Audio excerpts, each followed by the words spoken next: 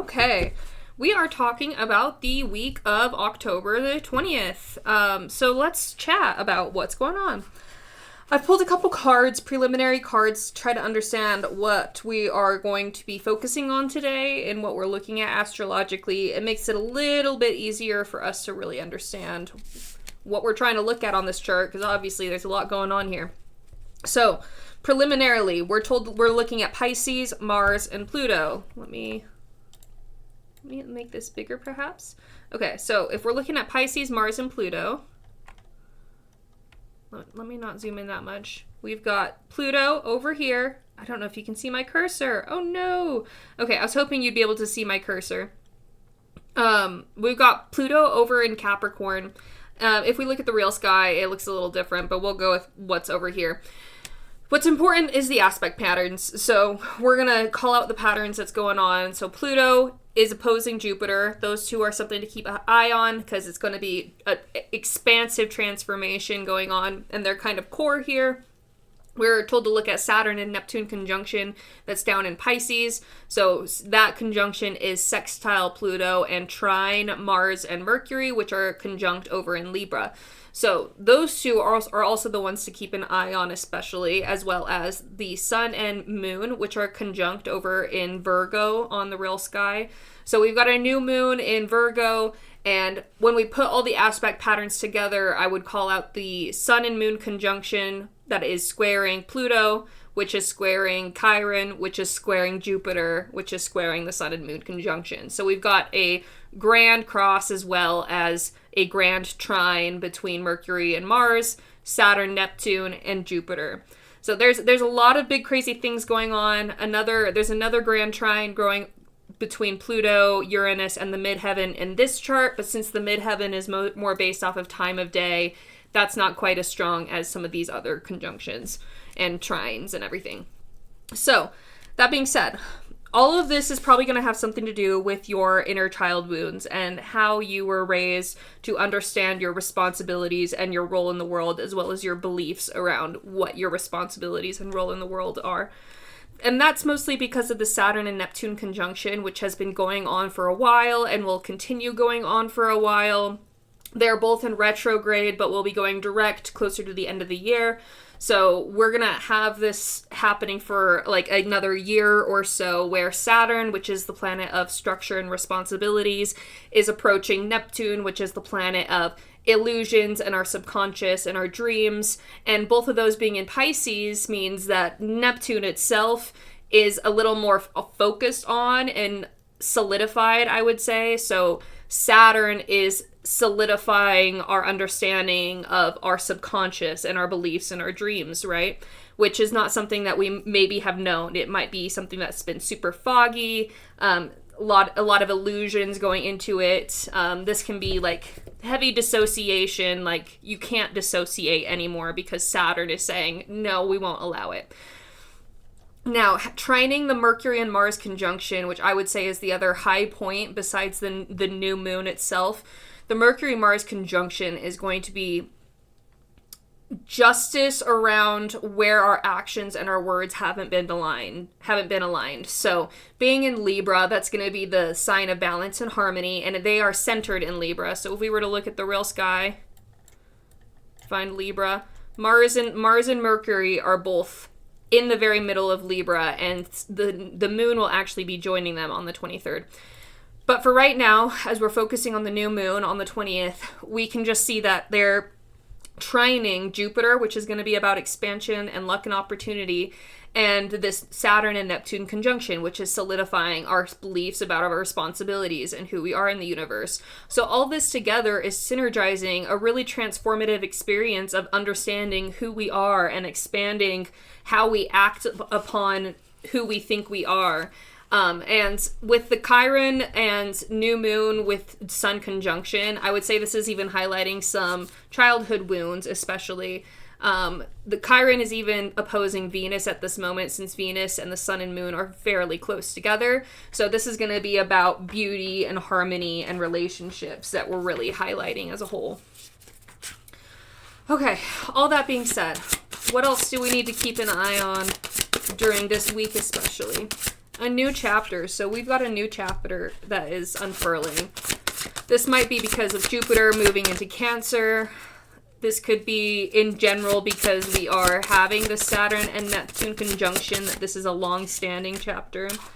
Surrender. Yeah, it being about surrender has me thinking this is more to do with Neptune, that there is a long-standing cyclical reset with the Neptunian beliefs that we need to surrender to. The Saturn and Neptune conjunction isn't going to happen for like another 170 years based on their cycles. So this is once in a lifetime, once in multiple lifetimes event that we're going to see astrologically. And especially with the aspect between Jupiter and then Mercury and Mars right now, it's really catalyzing an expansion in how we ourselves embody our higher truth. Hope in reverse and choices in reverse. Yeah, this is really highlighting what are your dreams? What have you dreamed about being reality and being who you are? And how are your choices not aligning with your hopes and your dreams? This is the core thing that's being highlighted right here. And with the moon passing by Mercury and Mars here in the next week, you're emotionally going to be feeling this. This is going to hit you probably very deeply, and you're going to maybe feel exhausted. You're going to feel very heightened of like, something feels wrong. I have to make a different choice. This is a make or break for my soul. Is there anything more here? Tell me more about what's going to happen with the moon, with the moon's movements, joining Mercury and Mars. Celestial teacher. Yeah, the moon is the best teacher because she's the quickest mover. You can see her day to day a little clearer than you can see all the other planets moving around. But overall, there might be different teachers here that we need to tap into. Let me see if this deck will pull us more information about the celestial teacher. This really could also be just tapping into your higher self and allowing wisdom to come flowing in, especially on the 23rd or even tonight because it is that new moon. It's a time of rebirth. We've got the Aquarius-Taurus axis highlighted.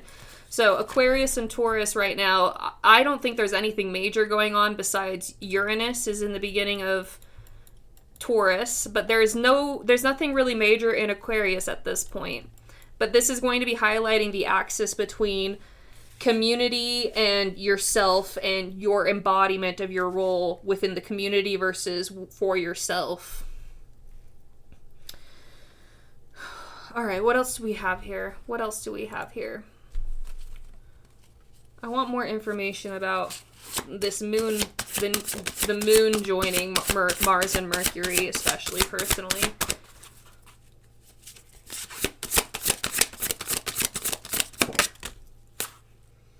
Worlds within worlds reversed.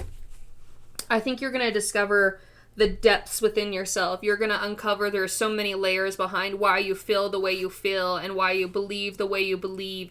And right now, the moon is really going to come in and it's going to show you, it's going to solidify those beliefs that have been foggy for a long time that you didn't know you were existing with, that you weren't running your world based off of this. And now you're going to reformat your operating system. Let's say that. It's time to reformat your operating system to align with your higher self and truly align your choices with your dreams, because right now both of these aren't aligned. They're both in reverse. I think this is the big message for today and for this week, and you're probably going to feel some really heavy emotions over this next week. And I would encourage you to feel them, somatically feel them, and maybe try making a different choice in how you react with how you're feeling. Maybe move your body in a certain way, or go pour yourself into a hobby that's creative, or go spend some time in the community or with your family in some way and reconnect to life. Go spend time in nature. Change your choices, change how you respond. That's what's really going to be highlighted. It is, are you responding aligned with your higher self and your dreams for the future? Thanks everybody for watching the video. I think that's all we're going to talk about today. We could go into a little bit more about the retrogrades and everything that's going on. We just had Pluto come out of retrograde and now it's moving direct. We will have Saturn and Neptune moving direct over the next couple months. So if you look, Saturn goes direct on the 28th, and then Neptune is going to go direct on the 10th of December. 28th of November for Saturn, the 10th of December for Neptune. So those are going to be going direct pretty soon, and then we're going to be moving forward rather than reflecting. So this will be 2 more months, heavy reflecting, heavy understanding of what we have been operating under subconsciously, of our belief systems and who we think we are. The next 2 months is really going to solidify and change, and whatever karmas has come from our choices in life are really going to come and cash in. They're going to say, we're collecting our debts now, karmically. So the next 2 months you might feel really heavy pressure, especially emotionally, around aligning with your highest self. So the letting go of the things that are being asked to let go of will really serve you in this moment, in the next couple months especially.